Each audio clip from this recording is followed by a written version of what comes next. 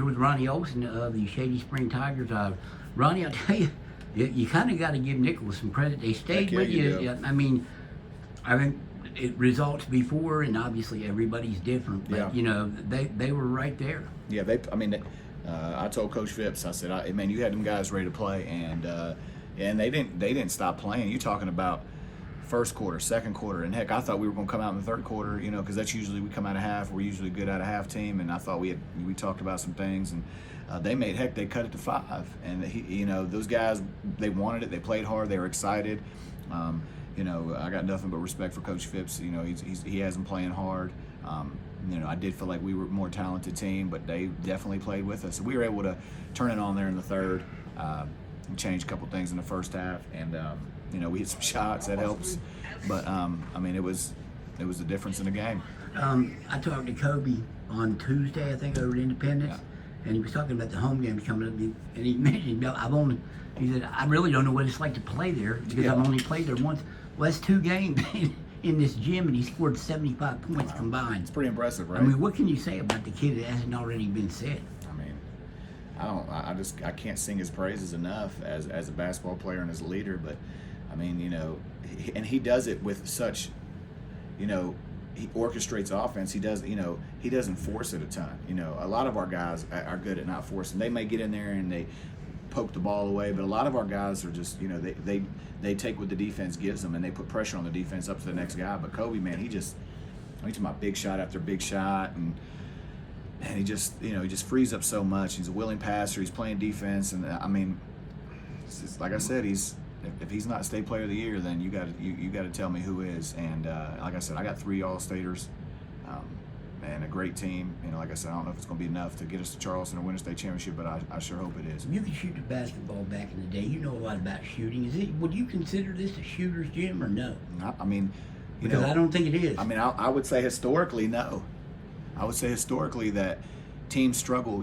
Obviously, any coach, any player knows when you go on the road, teams are going to shoot better because they're used to their rims. And people that not are around basketball may not understand it, but you shoot on your goals over and over and over again. It's just like going to a double rim at a little park in one of the little avenues in Beckley. I remember I grew up over out by the old double rim, on Temple Street when I grew up, and I would go out there and make 30 in a row, and we'd have people come play, and they'd go 0 for 15. That's kind of here. You're used to your goals. You play on them every day.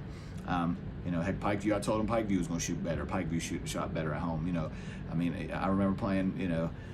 Like Wyoming East, going down there when I first started, they would hit 15 threes in a game, things like that. But you shoot better at home. But man, he's not even hitting the rim. It's pure, and it's just going through. All of our guys, I feel like, are shooting the ball really well from the 3-point line now, though. What did you like about your team tonight, other than the fact that Kobe at 35? I like that no one got worried, no one got rushed, no one got hurried, no one blamed each other, no one bickered, no one complained.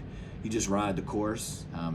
It's a 4-quarter game, and I know it seems cliche, but if you're supposed to be the better team, eventually you feel like you're going to wear on a team, and you'd have that run, and that run came there midway through the third quarter. But I just like that we were able to ride the course because, like I said, the Nicholas counties, to the testament to them, they just kept scratching, clawing, and punching, and giving us everything we wanted. They made some tough shots. They drove us like crazy. They did a good job.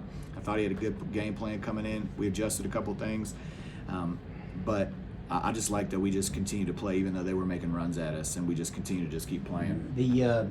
Obviously tomorrow school's off, so that means there'll be no game. You have a contingency game for this Greenbrier East game because it's a rather important region game. It is. I was looking on my phone to see if it responded. We wanted to play Saturday. I talked to Coach Patton about it. We'll see what if they agree to it. We might have to play at the middle school because they have a wrestling tournament here. So the middle school said we could use the school there. It's a huge game. It's a big game. There's so many dates that you can't play because you're going to play back-to-backs. It's really not going to work for one person or the other. One of them's going to have to swallow the pill and play it. So being that they won the first time, do you feel like you're going to be the one that might have to swallow the pill? Here's where we're at. I'm going to do everything I can. I'll play on Sunday night if they let us at 1 o'clock in the morning going into Monday. You know, so it's technically not a Sunday. But Good catch. you know, we want to play. That game has to be played. I know they're not dodging us. You know, Joey Hodge. We've been texting back and forth that they're willing to do whatever it is to make that game play. Coach Patton wants to play it. That's for them. That's a game they know they can solidify their seeding. That's a game I feel like we can solidify our seeding. So, you know, that game doesn't be played. There's going to be a lot of uncertainty, and you're going to leave it up to a lot of people that are going to vote whichever way they want. I feel like our resume speaks for itself. We beat teams already that teams have lost to in our region. You know, we're playing good ball right now. That's a game that our guys want to play. We got to play that game. It's a no-brainer. I know that they're going to do the best they can. We're going to do the best we can. I know we're going to make it happen. So Joey Hodge is awesome, AD. Patton and I have talked about it. It's see where it's going to work. We're going to work it out tonight, and hopefully by tomorrow we'll have it hammered out, and maybe we can play. See if it's him again. Maybe we can play tomorrow. Yeah, we might have some breaking news there again. Yeah. Hey, Ronnie, I always appreciate it. Yep. Pretty good run there in the third quarter. So Yeah. You feel like you're back where you need to be? Yeah, since that loss? Yeah, we are. We played great versus Independence the other night before last.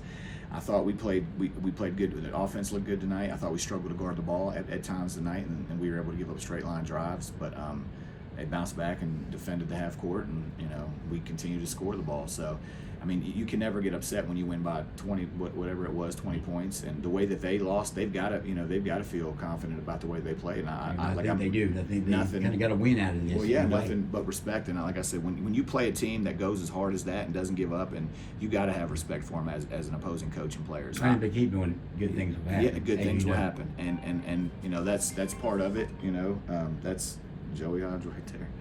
So let me take this call real quick. Okay. Okay. All right. Hey, Ronnie, I appreciate it. Thank you, man. Okay.